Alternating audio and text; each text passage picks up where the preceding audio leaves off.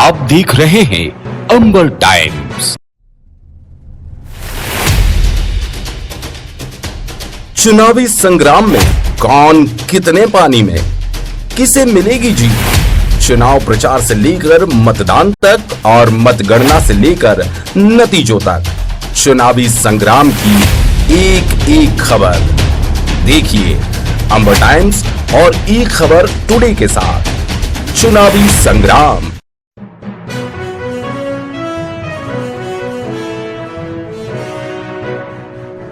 शहर में चोरी की घटनाओं ने आम नागरिकों को भय के साथ त्रस्त भी कर रखा है। चोरी की इन वारदातों में अब बच्चा गैंग भी पूरी तरह से सक्रिय है। आपको बता दें, ये बच्चा गैंग दिन दहाड़े वारदात करती है। दुकानों के बाहर बिना चप्पल, गंदे कपड़े पहने खड़े रहने वाले बच्चों पर जरा भी तरस नहीं खाना चाहिए, क्योंकि ये बच्चे मौका देखकर हाथ साफ कर देते हैं। पावर हाउस रोड स्थित कृषि मंडी की 2 दुकानों में इन बच्चा गैंग ने हाथ साफ कर दिया। कृषि दवाइयों की दुकान संचालक दुकान के सामने चाय पीने गया। बच्चा गैंग ने दुकान में घुसकर गल्ले से पैसे निकाल लिए। दुकानदार जैसे ही उसकी नजर पड़ी तो दुकान पहुंचा और एक बालक को पकड़ लिया। इसी बीच एक व्यक्ति ने दूसरे लड़के को पकड़ लिया। सूचना मिलने पर मौके पर चीता पुलिस पहुंची और दोनों बच्चा गैंग को थाने ले गई। एक बच्चा जिसने अपना नाम अमन बताया, उसकी जेब से नोट भी मिले।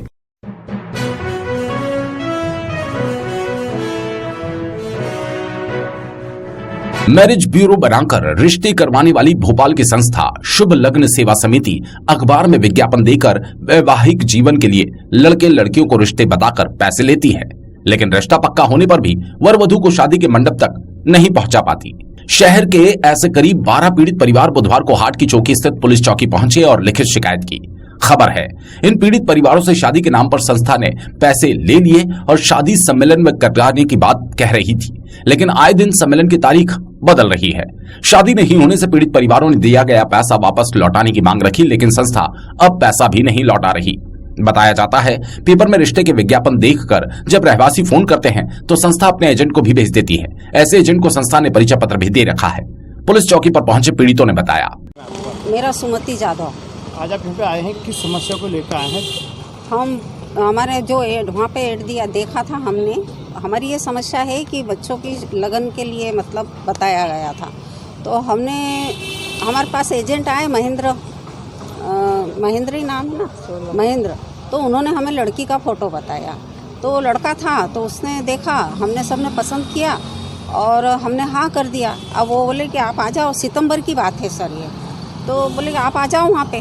तो हम लोग वहाँ पे गए तो उन्होंने लड़की के पिताजी को भी बुला लिया और लड़की को बुलवा लिया और हमारे से बात करवाई। लड़के को दिखाया, लड़की ने हाँ यस कर दिया वहाँ पे और फिर बोल दिया कि अब ठीक है, अच्छा हम आप इतने पैसे भर दो। 11,000 रुपये वहाँ पैसे भरवाए और कह दिया कि आप अब हम जो सम्मेलन करेंगे उसके अंदर आपको हम बुलवाएंगे। तो उन्होंने फिर हमारे को जो मोदी जी वहाँ उसका उद्घाटन करने आने वाले थे ना, देव उठनी 11 का, तो उस रोज़ उन्होंने हमारे को कहा था कि अपन सम्मेलन करेंगे। और फिर बाद में हमको 10 तारीख को उन्होंने खबर दे दी कि हम 27 तारीख को करेंगे, मोदी जी आ रहे हैं यहाँ, तो कोई व्यवस्था नहीं हो सकती है। तो हमने कहा ठीक है। फिर 27 के और आगे बढ़ा दिया। फिर हम लड़की वालों से बात करते हैं कि आप लोग हमसे मतलब वो हाँ कहते हैं तो आप हाँ यस कर देते हो, और हम लोग कहते हैं तो आप कहते हो कि हम घर बार देखने आने वाले हैं। तो आज तक वो ना घर बार देखने आए सर, और ना ही उन्होंने हमारे से कोई बात करी न चीत करी। फिर हम भोपाल गए, हम कम से कम 12 जने भोपाल गए कि हमारे पैसे वापस कर दो दीदी, कि क्योंकि आप लोग शादी करना नहीं चाह रहे हो तो हमारे पैसे वापस आ जाना चाहिए। तो उन्होंने कहा कि आप है ना आपका अकाउंट नंबर दे दो, और सबके मतलब उन्होंने वो लिखवा लिया कि हम पैसे वापस लेना चाहते हैं और शादी करना नहीं चाहते, ऐसा हमसे लिखवा लिया उन्होंने। और अकाउंट नंबर सबके ले लिए उन्होंने, और आज तक कोई एक पैसा नहीं आया। तो कौन सी संस्था से वगैरह से जुड़े हुए हैं? सामाजिक संस्था है। कौन सी? 3 बार गए हम। शुभ लग्न, वो हाँ शुभ लग्न बताओ, वो बताओ ना उसके अंदर। पैसे लेने वाले अपन 12 जने गए थे, 12 जने गए। 1200 पैसे लिए उन्होंने? हाँ 23 12 से ही सबसे पैसे ले लिए। ये रिया 2,000 रुपये लगे। समिति का उद्देश्य जाने के हमारे ये तो पवित्र रिश्ता, हाँ विवाह शादी विवाह हेतु संपर्क करें, पवित्र रिश्ता। मैं शामराव है। कहाँ से आए हो आप? मराठवासी। आज आप यहाँ पे थाने पे क्या समस्या है? इसका लड़का है, मेरा लड़का है, मेरा लड़का है। वो लड़के का से शादियाँ सिखा रहा था हमने, उन्होंने कहा हाँ अभी करेंगे, अभी तक करी नहीं, उन्होंने जवाब भी नहीं दिया अभी तक। वहाँ लड़के वाले आएंगे, लड़के वाले आए, लड़के वाले अभी तक नहीं आए, मकान देखने को भी नहीं आए, ना कुछ भी नहीं कहा। और हम रास्ता देख रहे थे, वो धोखा दे दिया उन लोगों ने। आपसे कितने पैसे ले रहे थे? 23,000 23,000 रुपये दी थी हमने। अभी तक कुछ वो बोला भी थे कि हाँ करेंगे, तो कराई नहीं। उन्होंने जवाब नहीं दिया, दिवाली भी निकल गई, होली भी निकल गई, सब काम हो गया और अभी तक नहीं हुआ। हमने भी 23,000 रुपये भरे सर। शादी के लिए बोला था, लड़का लड़की को दोनों को बताया। हम गए वहाँ लेके, लड़के ने लड़की पसंद करी और उन दोनों ने पसंद कर लिया। बार बार हमको बोल रहे थे हम आ रहे, अभी आ रहे, अभी आ रहे, आए ही नहीं। फिर बाद में उन्होंने बोला कि हमारे काका शांत हो गए, तो हम 3 जने वहाँ पर बैठने के लिए गए, तो उन्होंने गलत पता दे दिया। हमको पता ऐसा गलत दिया तो हमको मिला ही नहीं। सुबह से शाम तक हम घर ढूंढते रहे और फिर हम आ गए। इसके बाद में बोले हम आ रहे हैं, हम आ रहे हैं, और आज दिन तक ही नहीं आया। और हमने 3 टुकड़े में पैसे भरे सर, और अभी तक हमको कोई लड़की का कोई काय नहीं। अब मैं लड़की को भी तकलीफ हो रही, उस लड़की को भी मार रहे जमाई, और वो छोरे से बोलते कि जाओ पैसा लेके आओ। उनने बेचारे ने मोटरसाइकिल गिरवे रख के पैसे भरे, और आज दिन तक कोई ये नहीं। हम 3-3, 4-4 बार गए, पर उनने एक पैसा नहीं दिया हमको, और हमारे खाते नंबर भी ले लिए। पीड़ित परिवारों को लेकर पहुंची अदिति दवे सर ने मामले की जानकारी देते हुए बताया। आज अभी हाट की जगह पर पुलिस चौकी आई है, क्या समस्या है? शादी के नाम पे किस तरह का धोखा हो रहा है? शादी के नाम पे एक्चुअली दैनिक भास्कर में प्रति रविवार को एक विज्ञापन आ रहा है शुभ लग्न सामाजिक सेवा समिति भोपाल के द्वारा, जिसमें गरीब युवक युवतियों की शादी के लिए उनके द्वारा ऐड दिया जा रहा है कि वो लोग यदि आके मिलते हैं तो सुयोग्य युवक या युवती से उनका विवाह करवाया जाएगा। जब और काफ़ी सारे पैम्पलेट्स भी बांटे गए, उसके माध्यम से जो मेरे संपर्क में आए, अभी कुल ऐसे 12-15 परिवार हैं जिन्होंने 23,000 रुपये करीब वहाँ पर भर दिए हैं। हर बार जाते हैं, उनको लड़की से या लड़के के परिवार वाले से मिलवाने के बाद हर बार शादी की डेट दी जाती है और वापस भेज दिया जाता है। लास्टली अब उनके द्वारा इनको लीगल नोटिस भेजा गया है। तो मेरा ऐसा मानना था कि एक तो इस अपराध को रोका जाना बेहद आवश्यक है, क्योंकि ये तो अभी कुछ 12-15 परिवार हैं जो हमारी नज़र में, लेकिन ऐसा पूरे प्रदेश में और पूरे हो सकता है देश में, क्योंकि जब इतने बड़े पेपर में अगर वो ऐड दे रहे हैं तो इनके एजेंट सभी जगह होंगे और ऐसा कितने ही परिवारों के साथ फ्रॉड हो रहा होगा। तो अपराध अवश्य भोपाल में हुआ है, लेकिन जनता यहाँ की भी इन्वॉल्व है, और इस तरह के क्राइम को रोकने के लिए पुलिस प्रशासन को और प्रशासन को अपने स्तर पर कार्रवाई करनी चाहिए और मैसेज ब्रॉडकास्ट करने चाहिए जगह जगह पे, ताकि लोग साइबर क्राइम से और ये जो पेपर के माध्यम से, जो भी सोशल मीडिया के माध्यम से जितने भी अपराध हो रहे हैं उनको लेके लोगों में एक अवेयरनेस आए और इस तरह के अपराध रुके। इसलिए आज हम यहाँ थाने पे आए थे। ये पैसा एजेंट ले रहा है? नहीं, ये पैसा बैंक के संस्था डायरेक्ट बैंक के माध्यम से, और इनके पास सारी उसके रिसिप्ट्स वगैरह सभी हैं। तो ऑनलाइन जो भी ट्रांजैक्शन हुआ है। अभी कुछ आइडेंटिटी कार्ड दिखे हैं। हाँ, ये आइडेंटिटी कार्ड उनके एजेंटों के हैं? हाँ, ये उनमें से, जैसे ये भास्कर में ऐड आके, जैसे मैं कोई भी एक व्यक्ति उनसे जो कांटेक्ट करता है वो उनको बोलते हैं कि हम आपको अपना एक एजेंट नियुक्त कर देते हैं इस पर्टिकुलर शहर के लिए, और वहाँ से आप हमारे पास लोगों को लेकर आइए तो अपन विवाह करवाएंगे। और ऐसे वो आईडी कार्ड सभी को देते हैं, और बहुत सारे पैम्पलेट्स हैं जिनके माध्यम से काफ़ी लोग उनसे संपर्क करते हैं। और इस तरह का एक ये जो पूरा स्कैम है ये काफ़ी बड़े लेवल पे हो रहा है, तो इसको शीघ्र रोका जाना चाहिए।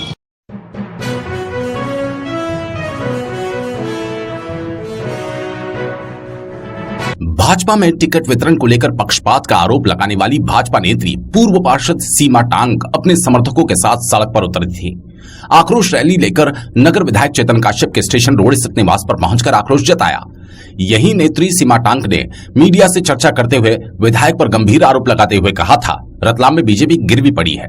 उन्होंने विधायक पर वंशवाद का आरोप भी लगाया था और कहा था विधायक के वीसा जी मैंशन में नौकरी करने वालों को ही टिकट मिलता है।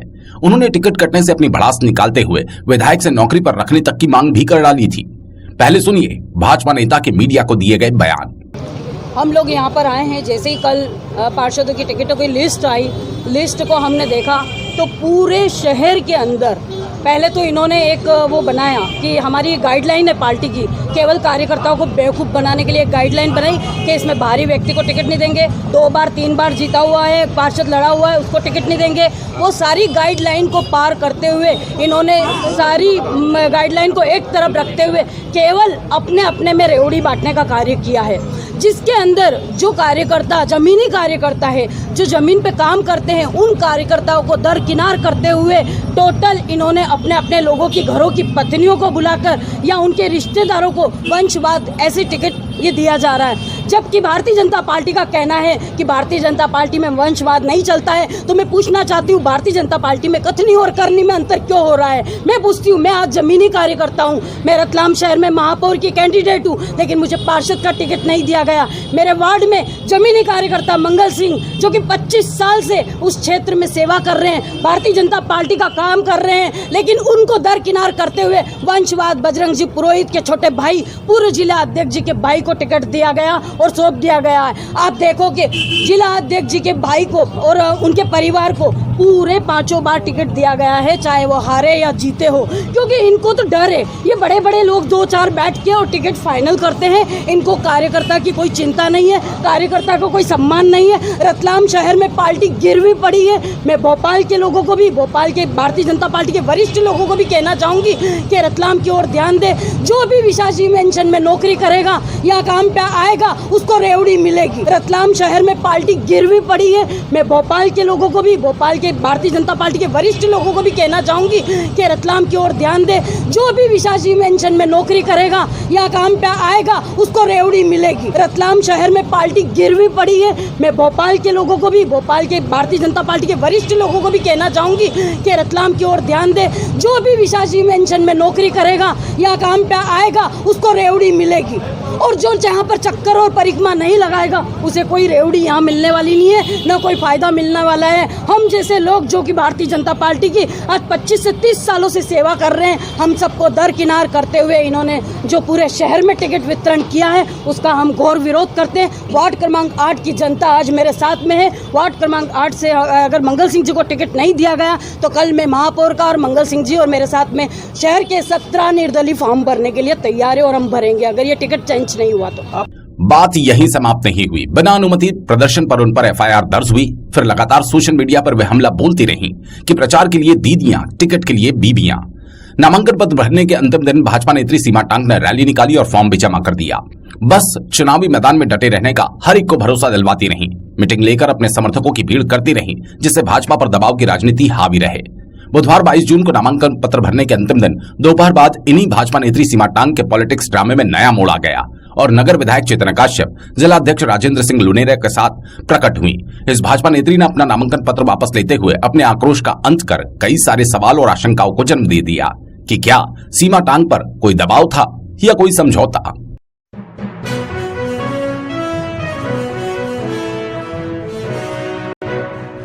शहर में पेट्रोल की आपूर्ति भी जल संकट की तरह हो गई। आए दिन पेट्रोल की किल्लत होने से पेट्रोल पंप बंद रहना आम बात हो गई। बताया जाता है पेट्रोल की किल्लत सरकारी पंपों में नहीं, निजी पंप पर आ रही है।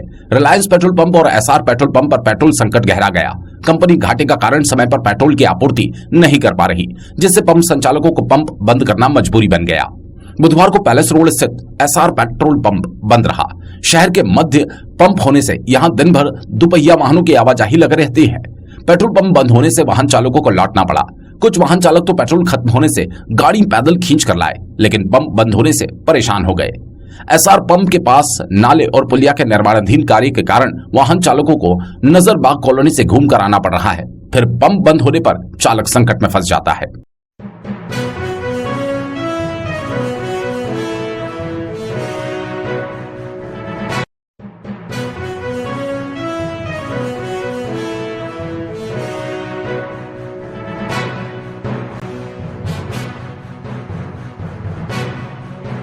आप देख रहे हैं अंबर टाइम।